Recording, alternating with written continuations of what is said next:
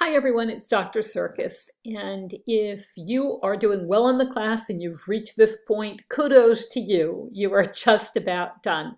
We just have a couple short and hopefully I think you might find fun and interesting assignments to complete.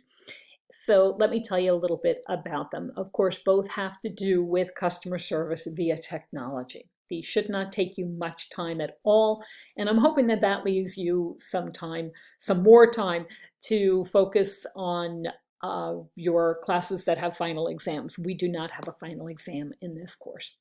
So I want you to complete this discussion. It's called Finding a Live Person at UPS. UPS stands for the United Parcel Service. And so the United Parcel Service is a company that delivers packages. It's an alternative to the Postal Service or companies like FedEx. And here's what I want you to do. In the first place, do not buy anything. Don't fill out anything online. Don't do any of that. Your goal here is to use the 800 number, the toll-free number, to try to find a live representative who's going to answer a question for you. All right? If you can't reach a live person after the first attempt, try one more time, and then if you reach somebody, great. If you don't, then you can give up. All right, so you're not going to keep trying this over and over again. You're just going to give it at most 2 tries. Here's exactly what you need to do. So you're going to call this toll-free number, and you're going to pretend that you want to ship an expensive item. And it's going to go from, say, Philadelphia to Florida. You could say wherever, just somewhere within the US. And to do so, you want to buy a shipping label online because at UPS, you can purchase a shipping label online.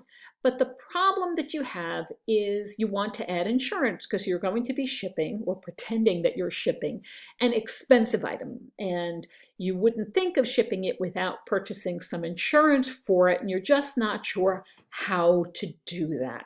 All right. So you want to get a customer service person on the phone who's going to help you navigate to where you can buy a shipping label. Now, shipping label, but you can buy insurance to put on your shipping label.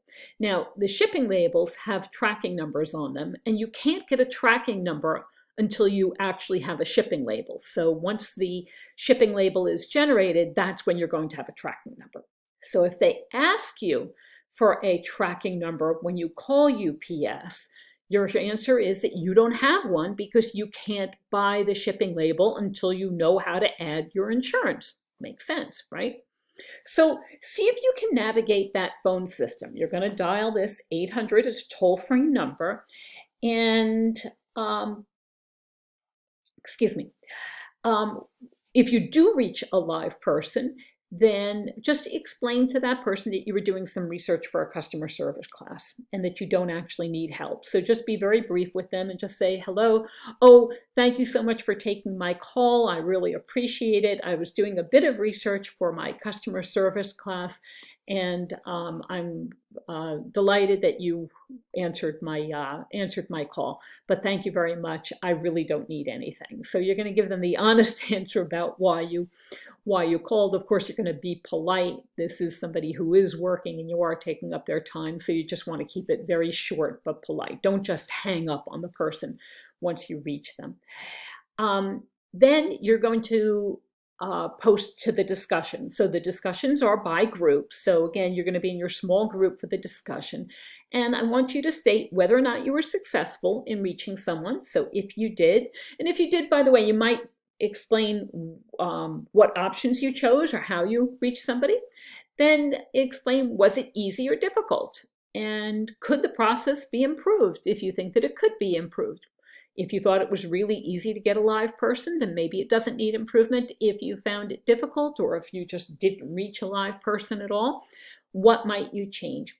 Then I'd like you to read the responses from those in your group, and in 1 or 2 sentences, summarize how you think your group felt about their experiences. Did different people have different experiences? Did everybody have essentially the same positive or negative experience. So that's the first assignment. Should not take you very long.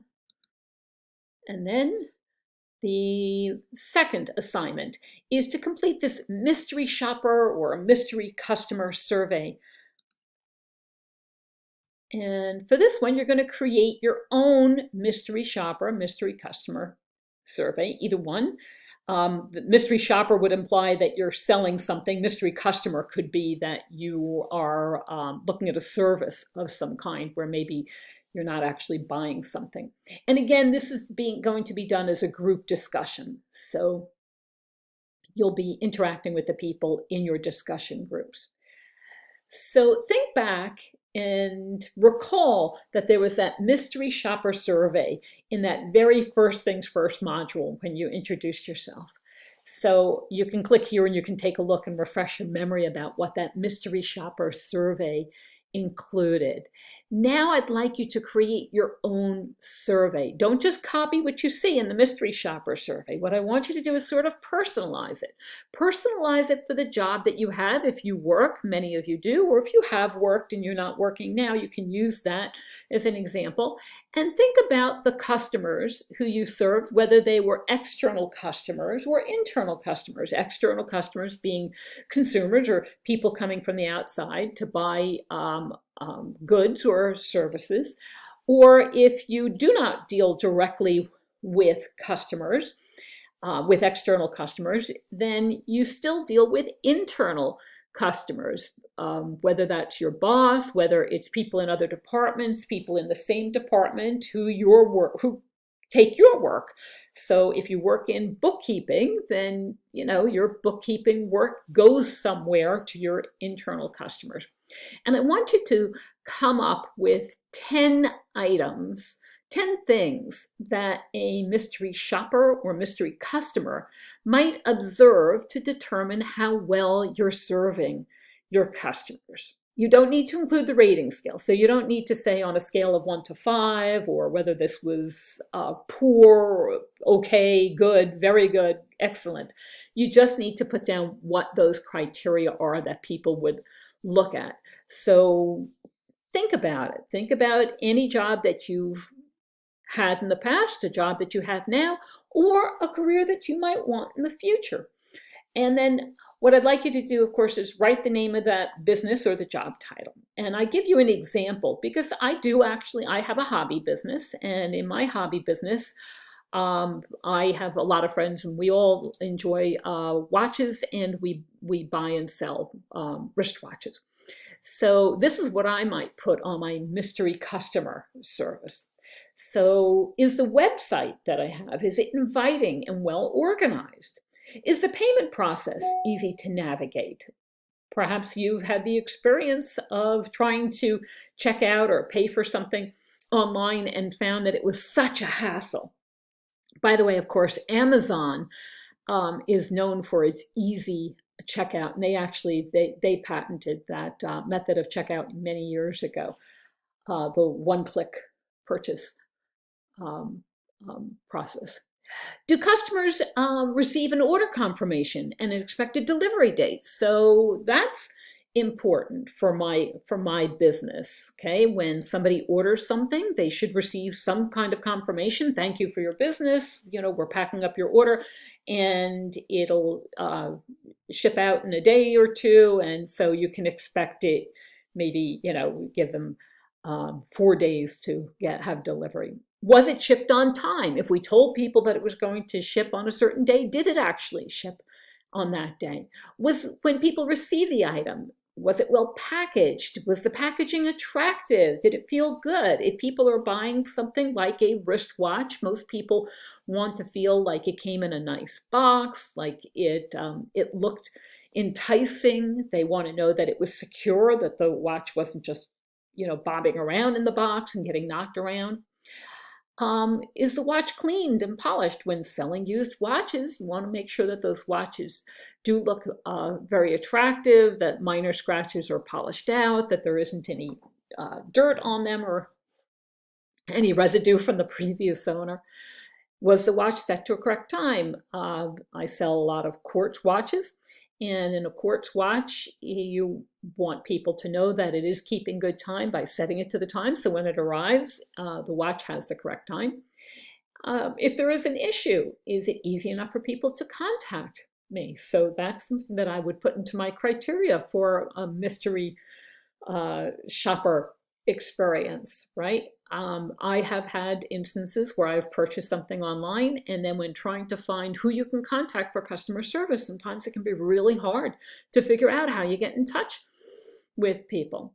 If a customer calls or messages me a problem, do I respond within 24 hours? Do I take too long to get back to people? If people make a return, are the refunds issued quickly? So my case might say 24 hours of receiving the returned watch. For some businesses, it may be that it would take more time, but you have to figure out what you think would be the appropriate criteria for the business or the job that you are writing about. When you're done, I want you to respond to two classmates. Take a look at what they've put down and then suggest something that they might add to their surveys. So if somebody is maybe a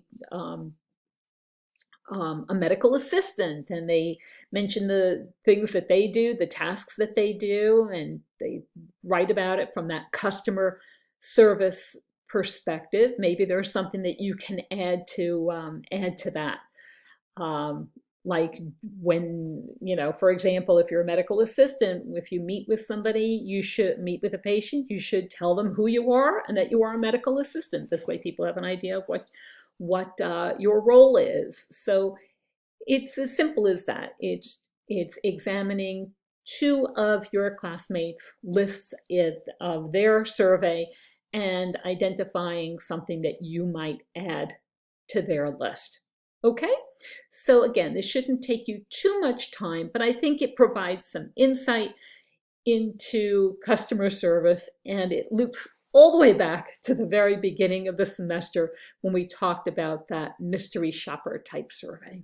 All right, I hope you have some fun with this, and I look forward to reading your responses to these assignments. Take care now. Bye.